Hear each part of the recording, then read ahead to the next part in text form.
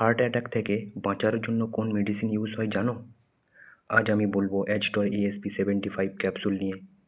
এটি একটি doctor prescribed heart protection medicine. এই ক্যাপসুলে আছে অ্যাটোরভাস্টাটিন 10 mg, অ্যাসপিরিন 75 mg। এটি কোলেস্টেরল কমায় এবং ব্লাড ক্লট হওয়া আটকায়।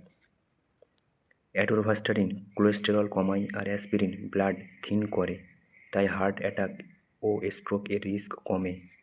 এটি একটি প্রেসক্রিপশন মেডিসিন, ডাক্তারের পরামর্শ ছাড়া কখনোই ব্যবহার করবেন না, নিজে থেকে বন্ধ করবেন না। অ্যাজটর ESP-75 এর কোম্পানি নেম হলো সান ফার্মাসিউটিক্যাল ইন্ডাস্ট্রিজ লিমিটেড।